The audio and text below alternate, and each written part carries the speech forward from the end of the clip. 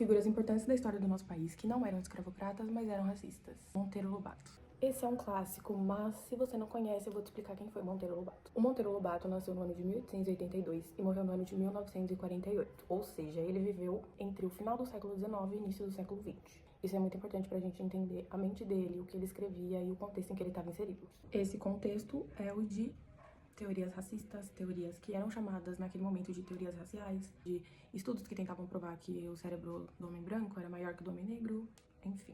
E o Monteiro Lobato está inserido nesse contexto, mas inserido de uma forma que ele não está sendo só afetado. Ele está efetivamente produzindo algo que vai de acordo com essas ideologias e que desejam construir um Brasil a partir dessas ideologias. Ele é conhecido principalmente por ser patrono da literatura infantil, então existem muitas escolas pelo Brasil que levam o nome dele. A obra mais conhecida dele é Sítio do Pica-Pau Amarelo, e eu acredito que muitas pessoas, não só da minha geração, que tem entre 20 e 25 anos, teve contato, mas também muitas outras.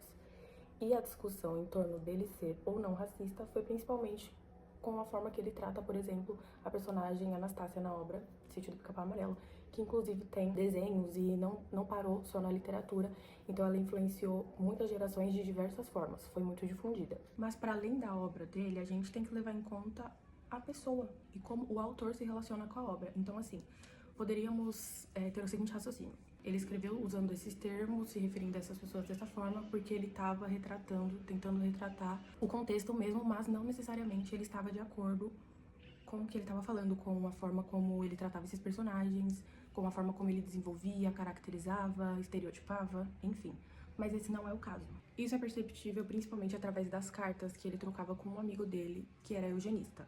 Eugenista é um termo que significa basicamente ser bem-nascido, ou seja, defende a existência de uma raça específica, que é a raça dos bem-nascidos, na qual não estão incluídas as pessoas negras. Então ele trocava essas cartas com um amigo dele que era eugenista, ele próprio se mostrava como eugenista, como racista, e nas obras ele não demonstra isso de uma forma implícita, é algo bem escrachado, bem nítido, acho que até pra época. Por ser eugenista, ele era totalmente contrário à miscigenação, que seria a mistura entre as raças. Ele acreditava que isso ia trazer uma degeneração para a população brasileira e que era algo completamente negativo. Então ele queria mesmo era a extinção da população negra. Para fechar com chave de choro essa personalidade do desquerido, ele lamenta que no Brasil não exista uma Ku Klux Klan igual existe nos Estados Unidos.